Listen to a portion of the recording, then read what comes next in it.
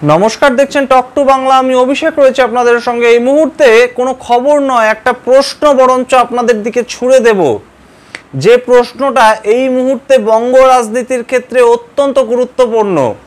পশ্চিমবঙ্গে বর্তমানে বিজেপির নেতাকে, যাকে দেখে পরবর্তীকালে বিজেপিকে ক্ষমতায় আনবে পশ্চিমবঙ্গের সাধারণ ভোটাররা।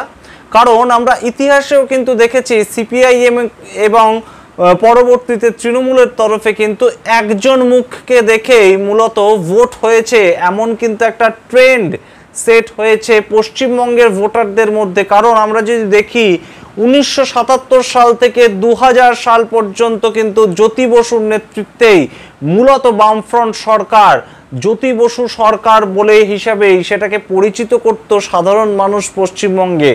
তারপর কিন্তু বুদ্ধদেব ভট্টাচার্য অত্যন্ত স্বচ্ছ ভাবমূর্তি নিয়ে কিন্তু তিনি রাজনীতির আঙিনায় এসেছিলেন এবং খুব প্রশংসিত হয়ে কিন্তু তিনি 10 বছর মুখ্যমন্ত্রিত্ব করেছিলেন। এবং সেখানেই কিন্তু নন্দীগ্রাম এবং সিঙ্গুরের আন্দোলন বেশ খানিকটা ধাক্কা খেতে হয়েছিল বুদ্ধদেব ভট্টাচার্যকে, এবং সেখানেই কিন্তু যুব নেত্রী, কংগ্রেসের নেত্রী এবং পরবর্তীতে তৃণমূল কংগ্রেস গঠন করে তৃণমূল কংগ্রেস নেত্রী মমতা বন্দ্যোপাধ্যায়ের মুখকে দেখেই কিন্তু স্বাভাবিকভাবেই পশ্চিমবঙ্গের জনসাধারণ ভরসা করার সুযোগ পেয়েছিল।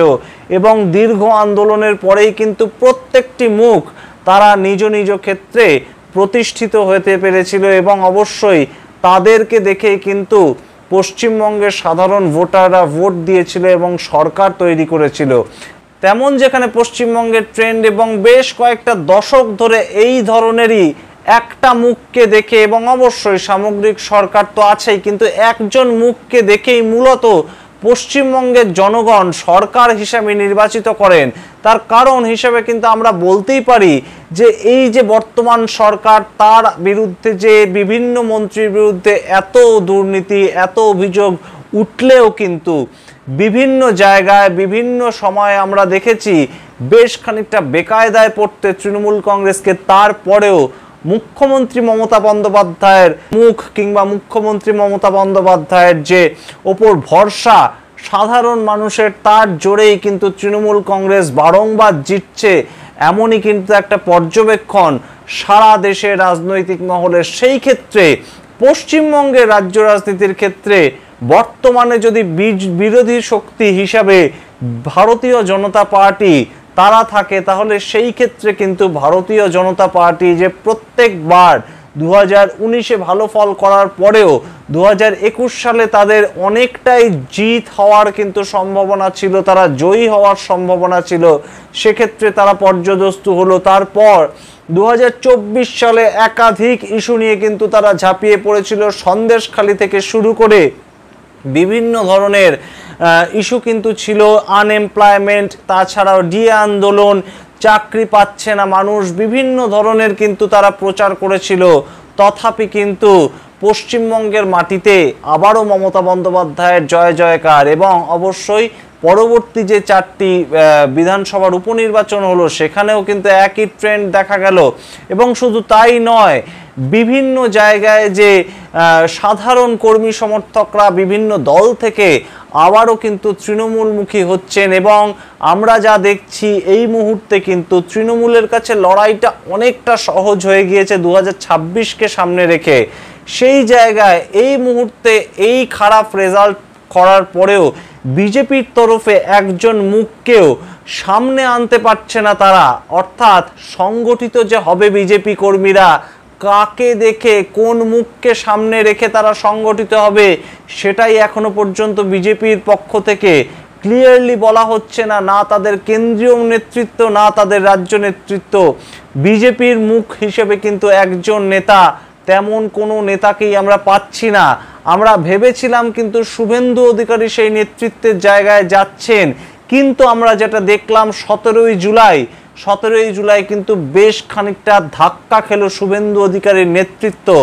তার কারণ শুভেন্দু অধিকারী সংখ্যালঘু নিয়ে কিন্তু একটি বক্তব্য রাখেন সায়েন্স সিটি অডিটোরিয়ামে 17ই জুলাই, এবং তারপর কিন্তু রাজ্য রাজনীতি তোলপাড় হওয়ার আগেই বিজেপির অভ্যন্তরে কিন্তু দেখা যায় যে শুভেন্দু অধিকারীর বক্তব্যের দিকে কিছু নেতা এবং শুভেন্দু অধিকারীর বক্তব্যের বিপরীতে কিছু নেতা বিজেপির অন্দরেই নিজেদের মধ্যে দলাদলি হয়ে গিয়েছে এবং সেখানেই কিন্তু আমরা দেখলাম তাৎপর্যপূর্ণভাবে রাজ্য সভাপতি সুকান্ত মজুমদার ব্যাপারটা নিয়ে খুব একটা যে স্বচ্ছন্দ তেমন নয় এবং তিনি কিন্তু সমর্থন করছেন তেমনও নয় ব্যাপারটাকে। এবং অবশ্যই जो हमारे साथ हम उनके साथ থেকে শুরু করে নো নিট সংখ্যালঘু মোর্চা কিংবা सबका साथ सबका विकास बंद करो এই ধরনের যে বক্তব্য তাকে সমর্থন করলেন না স্বয়ং রাজ্য বিজেপি সভাপতি এবং সেই নিয়ে শুভেন্দু অধিকারীর ব্যাখ্যা দিতে গিয়ে কিন্তু শুভেন্দু অধিকারীকে বলতে শোনা গেল যে উনি আমাকে সমর্থন না করলেও কোথাও গিয়ে প্রকাশ্যে সমর্থন না করলেও তিনি মনে মনে সমর্থন করেন। এই যে চাপানুতর চলছে বিরোধী দলনেতা এবং রাজ্য বিজেপি সভাপতি এই দুই নেতৃত্বের মধ্যে, তাহলে সাধারণ কর্মী সমর্থকরা কাকে দেখে কোমর বেঁধে কাজ করতে নামবেন? বুথ স্তরীয় লেভেলে, মণ্ডল স্তরীয় লেভেলে তারা কিভাবে নিজেদেরকে সংঘবদ্ধ করবেন এবং সাধারণ যে ভোটার আছেন, সাধারণ গ্রামবাসী, সাধারণ যারা পঞ্চায়েত সদস্য তাদেরই বা কিভাবে নিজেদের দিকে ফেরাবেন, সেটা কিন্তু এখন একটা লাখ টাকার প্রশ্ন পশ্চিমবঙ্গের রাজ্য রাজনীতিতে। এবং অবশ্যই আমরা জানি যে তৃণমূল কিন্তু এই মুহূর্তে তাদের একটার পর একটা জনমুখী প্রকল্প লক্ষ্মীর ভাণ্ডার থেকে শুরু করে স্বাস্থ্যসাথী, কন্যাশ্রী, বিভিন্ন প্রকল্পের মাধ্যমে তারা কিন্তু তাদের সরকারের যে একটা স্বচ্ছ মুখ এবং অবশ্যই জনমুখী মুখ তারা কিন্তু প্রচার করছে। এবং শুধু তাই নয়, দেবের যে ঘাটাল মাস্টার প্ল্যান সেটাও কিন্তু পশ্চিমবঙ্গ রাজ্য সরকার অনুমোদন করেছে, যেটা কিন্তু একটা বিশাল বড় পদক্ষেপ বলে মনে করছে রাজ্য সরকার। যে কাজটা কেন্দ্রীয় সরকার এতদিন ধরে করতে পারেনি সেটা যদি রাজ্য সরকার অনুমোদন করে থাকে তাহলেও কিন্তু অনেকটাই মানুষের কাছে গ্রহণযোগ্যতা বাড়বে বলেই মনে করছে ওয়াকিবহাল মহল। সেই জায়গা থেকে বিজেপি এখনো পর্যন্ত সংঘবদ্ধ হতে পারছে না সামনে একজন নেতৃত্বকে রেখে, সেটা কিন্তু বেশ খানিকটা চাপের। এবং আমরা অবশ্যই জানি যে 2014 সালে দেশের যে রাজনীতি সেটাও যদি আমরা একবার স্মরণ করি তাহলেও কিন্তু আমাদের মনে পড়বে যে রাজনাথ সিং কিন্তু সরাসরি 2014 সালের লোকসভা নির্বাচনের আগে ঘোষণা করে দিয়েছিলেন যে মোদি অর্থাৎ নরেন্দ্র দামোদর দাস মোদি হতে চলেছেন তাদের পরবর্তী প্রধানমন্ত্রীর মুখ। এবং সেই দেখে কিন্তু সারা দেশে ভোট দিয়েছিল মানুষ মোদির সপক্ষে এবং মোদি সরকার তৈরি হয়েছিল। এবং এখনো কিন্তু তৃতীয়বারের জন্য সেই মোদি সরকার আবারও তৈরি হয়েছে। সুতরাং সারা দেশের ভোটারদের যা ট্রেন্ড, একজন নেতার মুখ দেখেই কিন্তু ভোট দেন, একজন নেতাকে দেখেই তারা আশা করেন। সেই জায়গা থেকে পশ্চিমবঙ্গ রাজ্য রাজনীতিতে প্রধান বিরোধী যে দল তাদের মুখ কে, সেটা কিন্তু এখন খুব গুরুত্বপূর্ণ একটা প্রশ্ন। দিলীপ ঘোষ কিন্তু হতে পারতেন প্রধান মুখ, কিন্তু তিনি নিজেই নিজের কেন্দ্রে হেরে গিয়েছেন এবং তারপরে কিন্তু তার যে জনপ্রিয়তা সেটা কোথাও ক্ষুণ্ণ হয়নি, কিন্তু তাকে তো কোনো পোস্টই দেওয়া হচ্ছে না বিজেপিতে। সেটা যেমন একটা প্রশ্ন এই মুহূর্তে বিজেপির তরফ থেকেই উঠে আসছে। দিলীপ ঘোষের কর্মী সমর্থক কিংবা দিলীপ ঘোষের ফ্যান ফলোয়ার যারা আছেন তারাই সুকান্ত মজুমদারের কাছে কখনো আর্জি জানাচ্ছেন যে দিলীপ ঘোষকে আবারও তারা নেতা হিসেবে, রাজ্য সভাপতি হিসেবে চাইছেন, তা না হলে কর্মী সমর্থকরা কাজ করতে পারবেন না, বিজেপিকে পশ্চিমবঙ্গের মাটিতে দাঁড় করাতে পারবেন না। সেটা যেমন উঠে আসছে ঠিক তেমনভাবেই সুকান্ত মজুমদার কেন্দ্রীয় শিক্ষা প্রতিমন্ত্রী হওয়ার পর থেকে কিন্তু সুকান্ত মজুমদার রাজ্য বিজেপি সভাপতি হিসেবে তার যে দায়িত্ব সেটাও বেশ খানিকটা আলগা দিয়েছেন বলেই পর্যবেক্ষণ রাজনৈতিক মহলে। এবং সেই জায়গা থেকেই কিন্তু নিজের হাতে রাজ ধরবেন শুভেন্দু অধিকারী। কিন্তু সেখানে কিন্তু তিনি বলে বসলেন একটা আলটপকা মন্তব্য। তিনি বললেন, আমি বিরোধী দলনেতা, আমি অর্গানাইজেশনের কেউ নই, অর্থাৎ আমি সংগঠনের কেউ নই। তাহলে সংগঠনটা সামলাবে কে বিজেপির তরফে?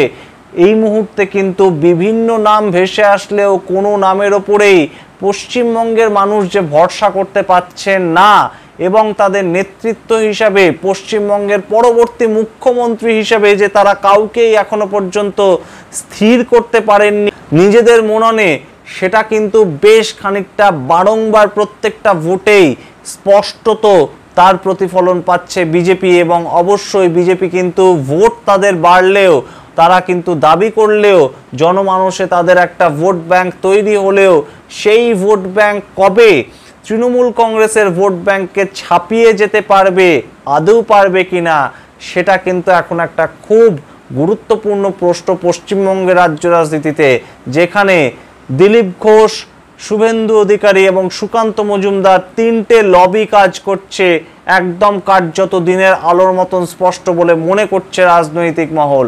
সুতরাং আমরা নজর রাখবো যে পরবর্তীতে কি ঘটনা ঠিক ঘটে এবং কোন কোন ইস্যুতে শুভেন্দু অধিকারী তার নেতৃত্বে বিজেপিকে এগিয়ে নিয়ে যেতে চেষ্টা করেন এবং তার সঙ্গে অবশ্যই সুকান্ত মজুমদারের কি স্ট্যান্ড থাকে এবং অবশ্যই প্রাক্তন রাজ্য সভাপতি দিলীপ ঘোষই বা কী করেন। পরবর্তীতে সমস্তটাই আমরা আপনাদেরকে জানাবো। আপনারা দেখতে থাকুন টক টু বাংলা। ভুলবেন না টক টু বাংলা ইউটিউব চ্যানেলটিকে সাবস্ক্রাইব করতে। ধন্যবাদ।